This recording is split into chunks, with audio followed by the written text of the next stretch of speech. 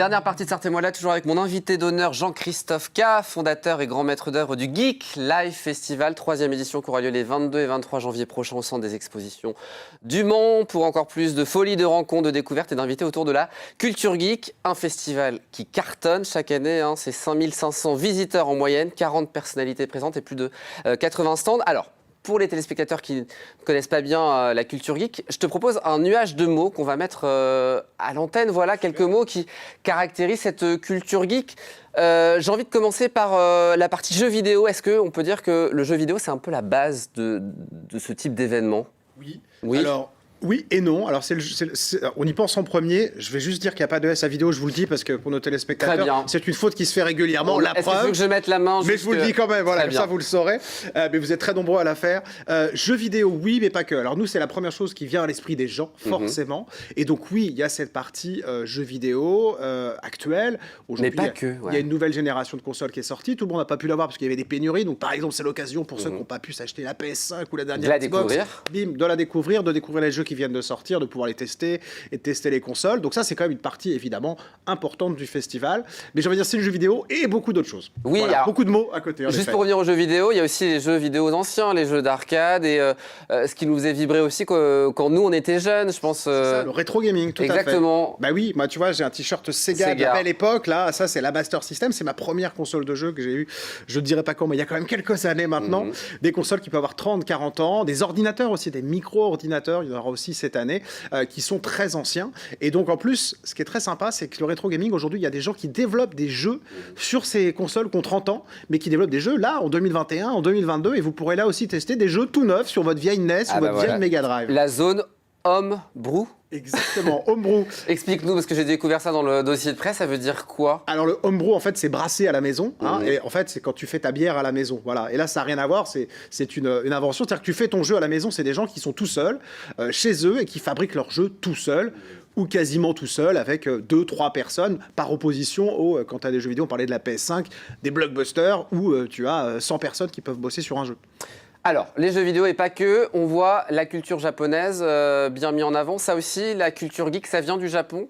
C'est un art nippon ou pas ? Alors ça en fait partie, c'est-à-dire que les Japonais sont geeks, on parle des otaku, des collectionneurs, ici c'est un pays qui aime la technologie depuis très longtemps, c'est le pays de Nintendo, c'est le pays de Sega aussi, même si c'est une boîte aussi américaine, donc c'est un des grands pontes avec les États-Unis du jeu vidéo, et dans le cœur des gens c'est Mario, c'est Nintendo, on a d'ailleurs Florent Gorge qui est présent, qui est un des auteurs qui a écrit plusieurs ouvrages sur Nintendo. Alors il y a une association Mancel, la Japan Zone, qui propose justement différentes animations dans le cadre du festival autour de cette culture japonaise. Exactement, ça va des jeux vidéo musicaux, ils adorent les Japonais, c'est-à-dire des jeux où tu vas taper au rythme de la musique, mais alors pas juste sur ton téléphone, avec des bambous, un truc qui tape, etc.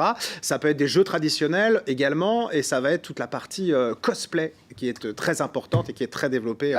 Tu fais bien avec ce que je voulais parler. Cosplay, du coup, c'est se mettre dans la peau de personnages qu'on aime tant. Exactement, c'est la très bonne définition, c'est se mettre dans la peau de et non pas se déguiser en, puisque en plus du costume, il y a l'aspect interprétation. Quand tu vois les images qui sont là, ils sont le personnage. Tu es Batman quand tu mets le costume, ou tu es Superman, Spider-Man ou qui tu veux, un personnage de jeu vidéo, de BD, de comics. Il y aura carrément un concours avec un jury. On a un jury très sérieux. Non mais oui, avec en plus des gens qui a une de nos jurys qui a gagné plusieurs concours internationaux carrément. Super Chris, voilà, ça c'est Elotine, tu peux dire, voilà.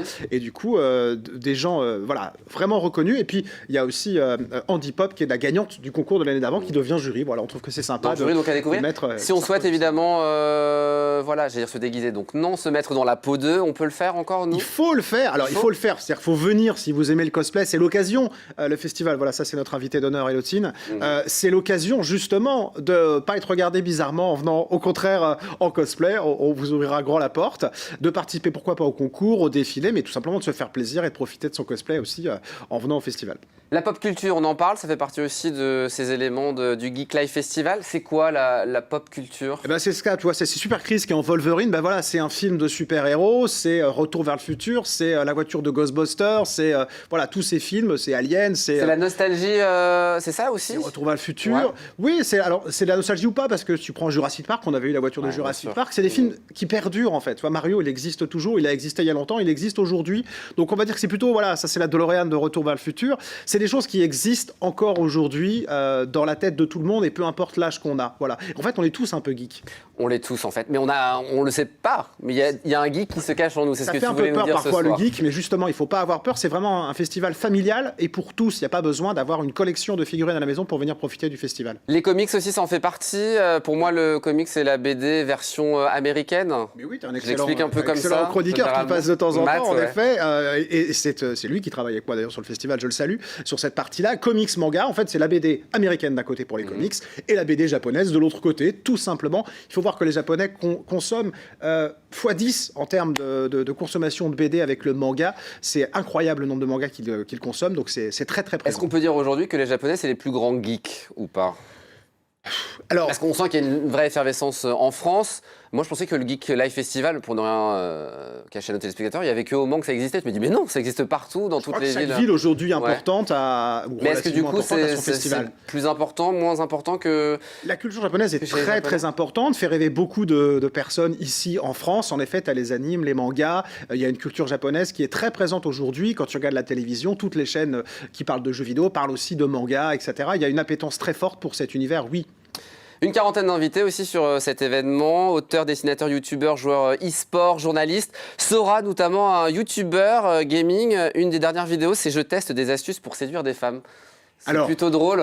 Il cartonne sur les réseaux. Il est parti du gaming, il est plus ce qu'on appelle aujourd'hui dans le divertissement, dans l'entertainment, c'est-à-dire qu'il va nous amuser avec ses vidéos. Ça cartonne essentiellement chez les plus jeunes, c'est vrai, il faut le dire, même si vous avez le droit de le regarder si vous avez mon âge, c'est pas interdit. Il a plus de 2 millions d'abonnés, c'est vraiment la star du festival.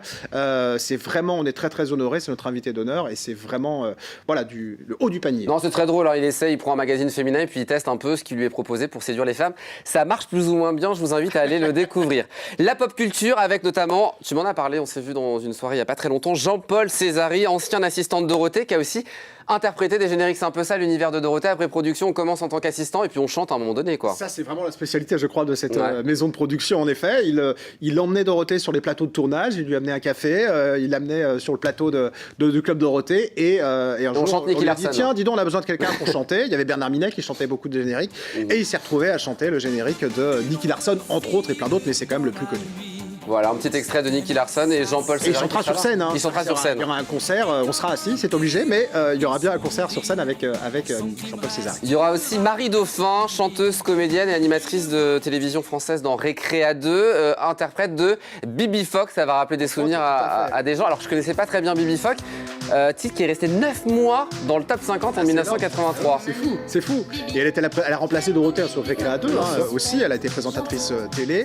C'était la deuxième Dorothée, si je puis dire. Elles se connaissent bien d'ailleurs. Et du coup, Bibi Phoque, c'est fait partie des grands standards des génériques de notre enfance et ou de génériques qui sont dans la culture populaire maintenant et qui restent malgré le fait qu'on les ait pas forcément écoutés plus jeunes. 3 invités qu'il va falloir m'expliquer. Jean-Christophe, pour finir. FF Viman, je dis mal, c'est ça. Les jeunes se disent il est vieux l'animateur.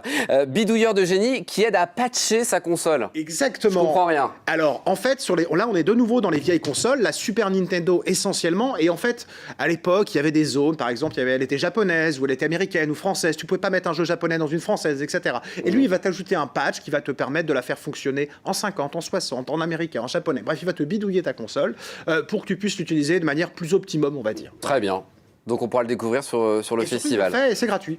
Un écologique, un spécialiste des comics qui va analyser donc les comics par le prisme de l'écologie et de la cause animale. Exactement. Nous on a à cœur, si tu veux, dans le festival, de proposer des conférences et d'aller chercher des thématiques qui ramènent cet univers de la pop culture à la réalité, si je puis dire, du terrain et de nos vies. Et écologique, qui est un fidèle du festival, qui nous avait proposé d'ailleurs une conférence sur Captain Planet les années passées, va s'intéresser à cette thématique cette année. Et puis Clémentine Houg, oui. Une docteure en littérature comparée. Je ne savais pas que ça existait. Eh ben, je te confirme. Explique-moi en 10 secondes. Et ce qui est sympa, c'est qu'elle va nous parler des zombies. Et les zombies, évidemment, ça cartonne. Walking Dead et toutes les séries, évidemment. Romero, les grands classiques. La Nuit des Morts Vivants, il y en a des tonnes. Et en fait, l'idée, c'est que les zombies, ça veut dire quelque chose dans notre société. Et ça passe des messages. C'est pas un univers qui marche pour rien. Et du coup, elle nous le décortique, mais ça reste très accessible malgré son titre de doctorat. Le Geek Live Festival, les 22 et 23 janvier prochains, au centre des expositions du Mans. Tout toutes les infos geeklifefestival.com. On est partenaire, on fera gagner des places très prochainement. Il faudra être à l'antenne. Un mot sur le 5 à la suite de Sweet FM que tu animes tous les jours de midi à 13h. C'est avec l'excellente Mylène. C'est ça. On va le voir en image, s'il vous plaît. On rappelle la fréquence de Sweet FM, 94.8. Voilà, il fallait les mettre à l'image. Eh ben, c'est nous, en effet, tout Ils à fait. sont beaux. Exactement. Sweet FM, c'est vraiment la radio qui cartonne. Hein. Eh ben, c'est la première radio en Sarthe, en tout cas, Exactement. puisqu'on est en Sarthe, donc on peut dire que oui, on cartonne, c'est gentil de le souligner. Et en effet, moi j'ai le plaisir d'animer tous les midis en direct ce jeu très sympa où on pose des questions de culture générale. Et on se marre bien avec Mylène, je crois qu'on a trouvé voilà, un bon duo. Et on l'embrasse, Mylène, ce soir. Merci beaucoup, Jean-Christophe, d'être venu. Très bon festival. Merci, je rassure tout le monde, les conditions sanitaires sont respectées, je le dis en un mot, parce qu'évidemment, Bien voilà, sûr. il n'est pas annulé, on peut le faire et il sera respecté et on garantira au maximum, bien sûr, votre sécurité. Je tiens à le dire, il faut malheureusement qu'on le rappelle. C'est important de le dire en conclusion de cette émission. Merci beaucoup d'être Merci venu. Très bonne beaucoup. soirée à toi et très bonne soirée à nos téléspectateurs. Dans un instant, la suite des programmes. Moi, je vous donne rendez-vous demain, 18h30 pour une nouvelle quotidienne et puis mardi prochain, 19h pour un nouveau numéro de Sartez-moi de là, l'émission qui nous rend fiers d'être Sartois.